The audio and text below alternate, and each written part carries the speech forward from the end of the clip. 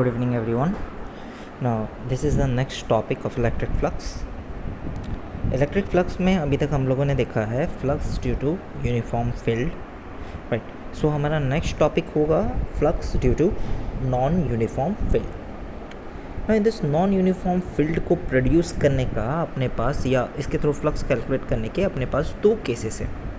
एक पहला केस है an object is placed in external electric field, right. तो इसके हम लोग कुछ क्वेश्चंस देखेंगे. ये आपके पास पहला क्वेश्चन है. This question is NCERT question. So let's see this question.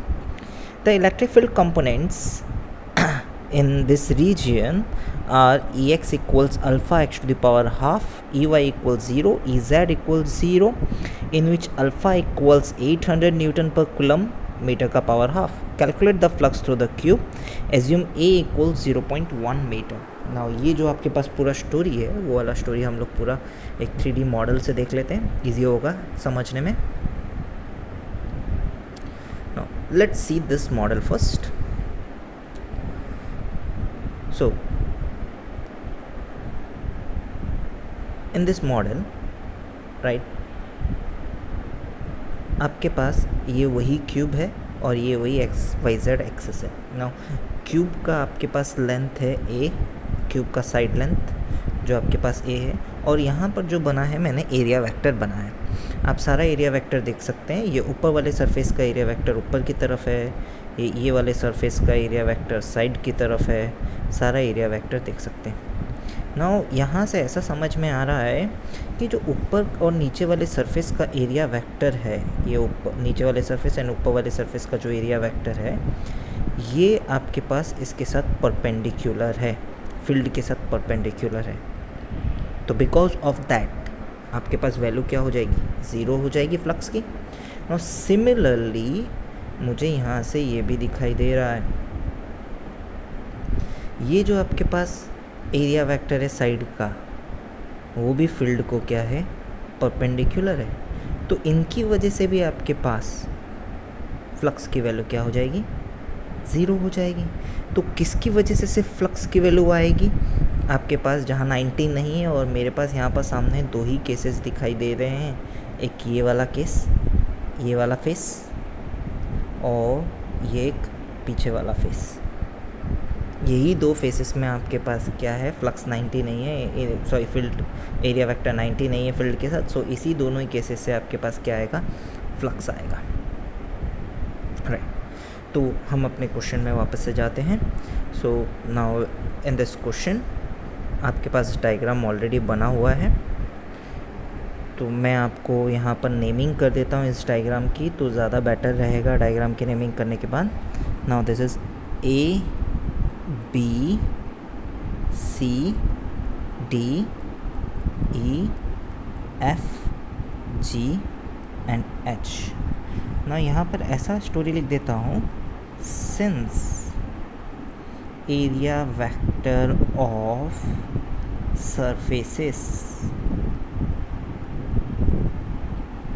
A B E F comma C D G H comma A E D G comma B F C H are perpendicular to electric field in this region.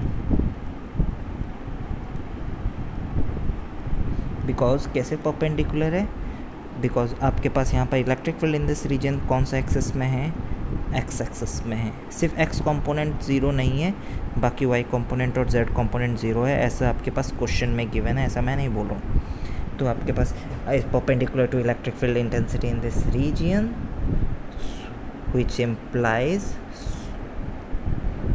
flux due to these surfaces will be zero.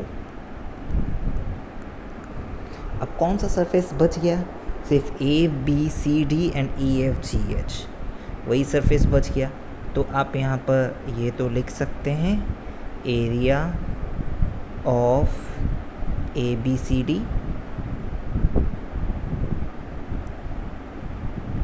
Area of A B C D, इसका नाम हम लोग A1 दे देते हैं। इसकी value आप बोल सकते हैं a square, which is side length 0.1 metre दिया हुआ है। 0.1 का whole square equals 1/100 metre square. And area of EFGH is similarly a square, जिसकी वैल्यू है 1/100 मीटर स्क्वायर। अब एरिया से काम नहीं चलेगा, फील्ड के बारे में भी जानना है। So I need to know what is the field at ABCD. Now field is not constant, you can see that field is variable, और सिर्फ x डायरेक्शन में field variable है। और field की वेरिएबिलिटी किस तरीके से दिखाई जा रही है, अल्फ़ा x का पावर हाफ, मतलब x चेंज होगा फील्ड भी चेंज होगा, x कोऑर्डिनेट के ऊपर डिपेंड कर रहा है। Now field is along x axis and it is depending on x coordinate. x coordinate change हो रहा है तो फील्ड की इंटेंसिटी भी चेंज हो रही है। If x coordinate is constant then field is constant, right. अब y और z में कुछ है नहीं। Now let's see one more thing. अब सबसे पहले हम लोग एक सरफेस देखेंगे। ये वाला सरफेस ध्यान से देखो, ये सामने वाला सरफेस, ये इस सरफेस का एक्स एक्सिस, अगर मैं यहाँ पर XYZ कोऑर्डिनेट्स इसका लिखूँ, इस सरफेस का देखो ध्यान से, इस सरफेस पे जो x कोऑर्डिनेट है वो कांस्टेंट है और y coordinate and z coordinate आपके पास इस सरफेस पे वेरिएबल है। आप यहाँ पर देख सकते हैं, बिकॉज इस सरफेस के हर एक पॉइंट का x कोऑर्डिनेट क्या रहेगा, कांस्टेंट रहेगा। ये आपके पास इसलिए 3 डायमेंशनल फिगर दिया गया है समझाने के लिए, बिकॉज ये YZ प्लेन है। नाउ दिस प्लेन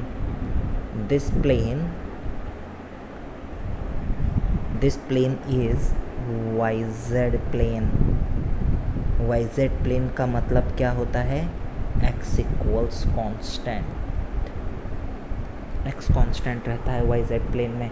इसका मतलब अगर आप यहाँ पर कोई भी पॉइंट चूज़ कीजिए, एनी पॉइंट यहाँ पर, अब आपको ऑलरेडी पता है ये जो डिस्टेंस है वो आपके पास कितनी दूरी पे है। ये जो आपके पास यहाँ पर डिस्टेंस है वो आपके पास a डिस्टेंस है, a की दूरी पे ये रखा गया है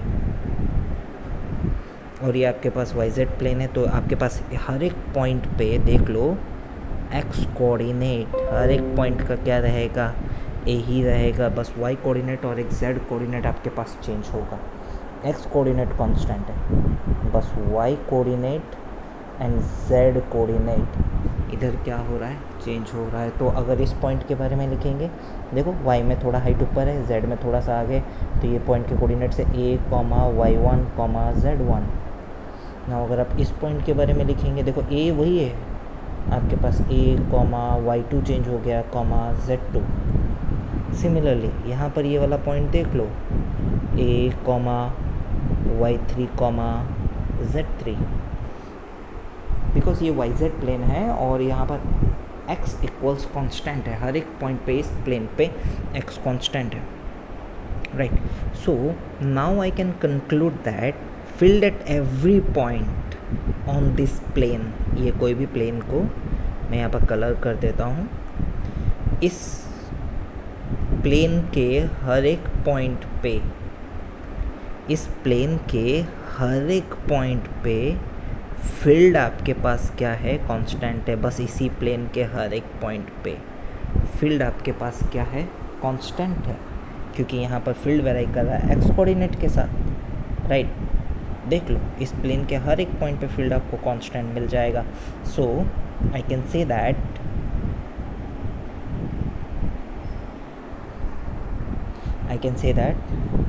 field, electric field on surface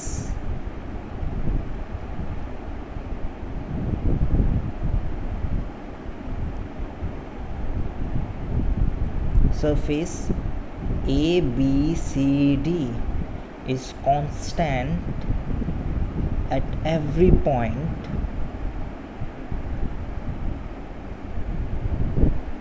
because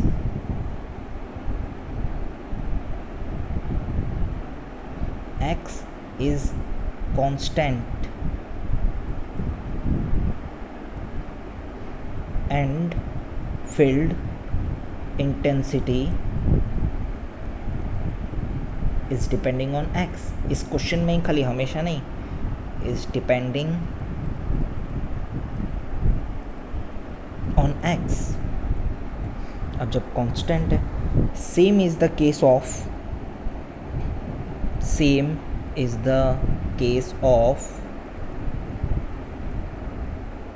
EFGH.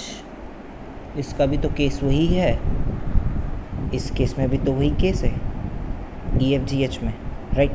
तो आपके पास सबसे पहले ए बी कितने दूरी पे है इस पॉइंट से, आप वो तो आराम से निकाल सकते हैं. यहाँ से यहाँ पर ए बी की दूरी a है और ये डिस्टेंस भी a है. तो ये जो प्लेन है, इस प्लेन का जो x कोऑर्डिनेट है वो a है और इस प्लेन का जो x कोऑर्डिनेट है वो क्या है, 2a है, राइट. तो हम लोग यहाँ पर क्या करेंगे, यहाँ पर इलेक्ट्रिक फील्ड दोनों जगह पे निकाल सकते हैं. तो इलेक्ट्रिक फील्ड जब यहाँ लिखेंगे at this plane at ABCD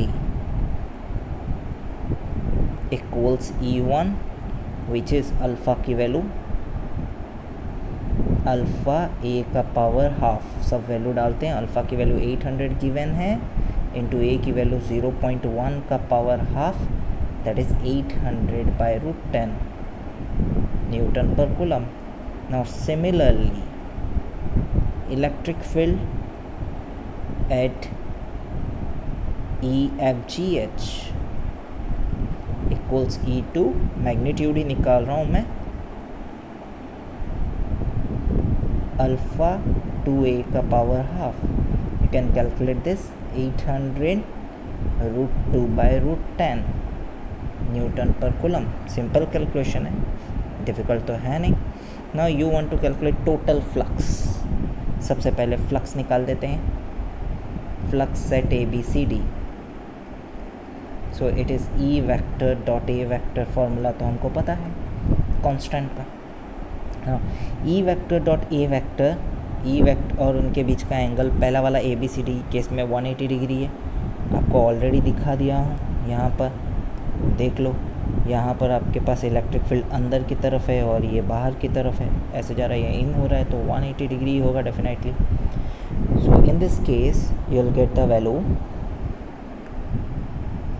E vector की वैल्यू आपके पास कितनी निकाले हम लोग, 800 by root 10 at ABCD dot A vector की वैल्यू हम लोगों ने 1/100 निकाली एंड कॉस 180, इन दोनों के बीच का एंगल जो है अपने आप नेगेटिव आ जाएगा, -8 by root 10 newton metre square by coulomb.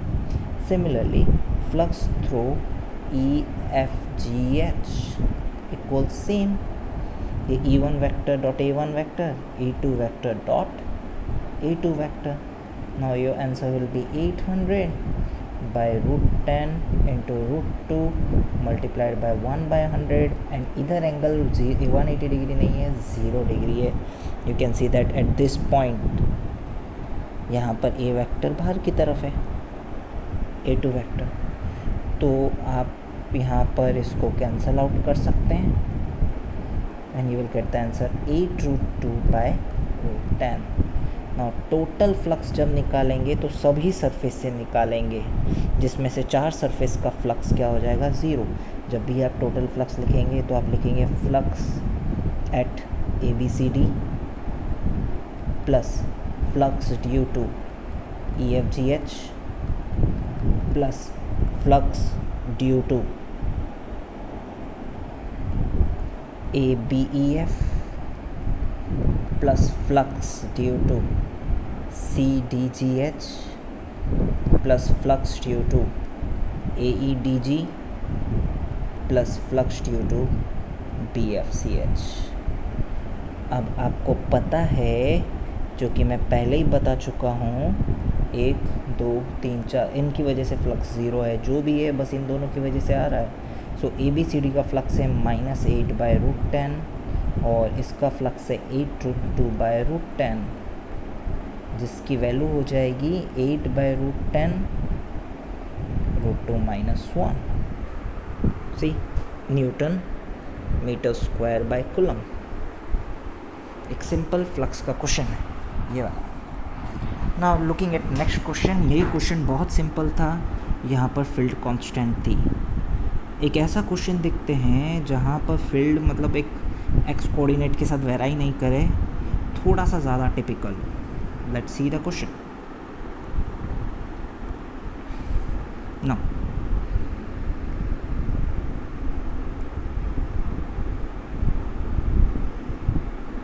this is our question. What is the total flux of the electric field E vector equals cy square k cap through the rectangular surface? यहाँ पर बच्चे लोग यही part नहीं समझ पाते, sir यहाँ पर तो फील्ड k कैप में है, फिर y स्क्वायर क्यों दिया है, ये तो z स्क्वायर देना चाहिए था। बच्चों यही बात मैं आपको एक डायग्राम से समझाता हूँ कि आपको ऐसा क्यों दिया गया है, इसका मतलब क्या है। k cap is only the direction and cy square is the variation, इसमें डिफरेंस है। देखो 3D डायग्राम से। Now in this case you'll see that कि हमारे पास इलेक्ट्रिक फील्ड है जो बताया गया कि z एक्सिस में है, और हम लोगों ने यहाँ पर बनाया आपके सामने ऊपर वाली एक्सिस को मैंने z एक्सिस लिया है, और आपके पास फील्ड देखो सिर्फ z एक्सिस में है सारी के सारी, जैसा हमको क्वेश्चन दिया गया ना। क्वेश्चन यहाँ पर दिया गया ई वेक्टर फील्ड का डायरेक्शन देखो z है, k कैप है। अगर k कैप है मतलब सारी की सारी फील्ड का डायरेक्शन ऊपर की तरफ होना चाहिए, और आप देख सकते हैं फील्ड का डायरेक्शन कहाँ पर है, ऊपर की तरफ है। नाउ पॉइंट इज़ ये cy स्क्वायर क्या बताता है, ये बोलता है कि अगर y चेंज होगा तो मैग्नीट्यूड चेंज होगा। इसका मतलब this implies E equals cy square. This means with change in y coordinate, magnitude of field will change. Magnitude change होगा आपके पास y कोऑर्डिनेट चेंज होने से। अब आप जैसे कि cy स्क्वायर है, जैसे जैसे y कोऑर्डिनेट बढ़ेगा तो मैग्नीट्यूड बढ़ेगा। Now this implies number of field lines will change, because more is the field lines more is the field intensity, ये हम लोग पढ़े थे। और यही चीज़ को मैं आपको दिखाता हूँ, देखो 3D व्यू इसका देखो। y इक्वल्स जब 0 हुआ करता था तब नंबर ऑफ फील्ड लाइंस यहाँ पर बहुत कम थी। जैसे जैसे यहाँ पर y की वैल्यू बढ़ती गई number of field lines crossing बढ़ता गया। पहले 2 थी, फिर 3 हुई, फिर 1 2 3 4 5 हुई, फिर 1 2 3 4 5 6, ऐसे ही मैंने तो काउंटिंग में जो बनाया वैसे ही बना दिया। धीरे धीरे y के साथ, because this is the y axis, जैसे जैसे आपके पास y बढ़ता है वैसे वैसे फील्ड लाइंस इंक्रीज़ हो रही है यहाँ पर। ये इसका मतलब है, मतलब फील्ड इंटेंसिटी इंक्रीज़ हो रही है। Field intensity is different at different points along y but constant at all the points at x, because ये xy प्लेन है। मेरा कहने का मतलब है, जो समझाता हूँ, देखो यहाँ पर अगर आप पॉइंट देखते हैं, मान के चलो आपने ये वाला पॉइंट लिया, field is given by cy square, means it is varying with y। Once you have used a value of y, let y की वैल्यू आपके पास 2 है, लेट, तो at every point on this axis, at every point, इधर इधर इधर, at every point A B C, field at A का magnitude equals C × 2 square. filled at B equals C into 2 square, filled at C equals C into 2 square. अब ये क्यों change नहीं हो रहा है? बिकॉज यहाँ पर सिर्फ x कोऑर्डिनेट चेंज हो रहे हैं A B C के, y कोऑर्डिनेट तो कांस्टेंट है ना. So if you want to change field intensity, you have to change y coordinate, but when y coordinate is constant, so field intensity will be constant. You can see that. तो along this line field change नहीं हो रहा है, right? So जैसे कि हमको यहाँ पर समझ में आ गया है अभी यहाँ पर फील्ड किस तरीके से वेराई कर रहा है, तो अब हम यहाँ पर कैसे क्वेश्चन को करें. हमारे पास फार्मूला वेरिएबल का नहीं है, फार्मूला अपने पास कांस्टेंट का है. तो तरीका क्या है, आपके पास कांस्टेंट का फार्मूला है, इसका मतलब हमको एक ऐसा रीजन ढूंढना पड़ेगा जहाँ पर फील्ड आपके पास कांस्टेंट है.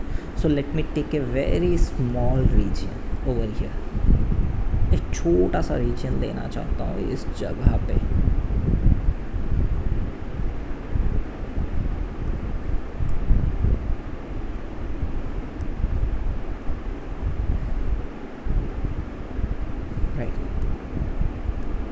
तो इस जगह पे एक छोटा सा रीजन लिया हूँ मैं. देखो ये रीजन लेने का मतलब क्या है, क्यों ये जगह पे मैं एक छोटा सा रीजन लिया हूँ ये भी बताता हूँ. ना यू कैन सी दैट मैं यहाँ से y डिस्टेंस की दूरी पे, y डिस्टेंस की दूरी पे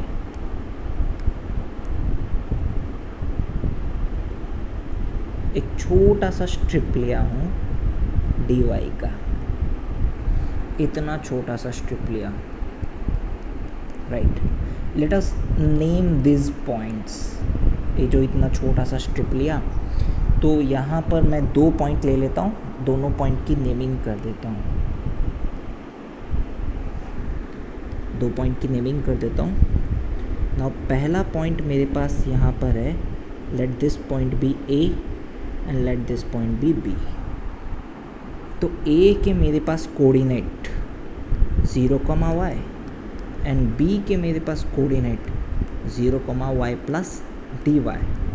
तो आपको यहाँ पर एक चीज़ बता दूँ, field at A is equal to cy square, field at B equal cy plus dy का whole square. Since dy is very small, so it can be approximated as cy square. So I can conclude that field is constant along this rectangular strip. Field यहाँ पर constant है, और field जब constant हो गया, हमारे पास field variable था इसलिए टेंशन आ रहे थे. फील्ड जब कांस्टेंट हो गया तब अपन के पास फॉर्मूला है ही, राइट. सो लेट्स सी कैसे क्वेश्चन करते हैं. तो अपने पास हमको क्या चाहिए, एक फील्ड चाहिए, यहाँ पर ये स्ट्रिप चाहिए, तो यहाँ पर वो रीजन चाहिए. So we can write since we need a region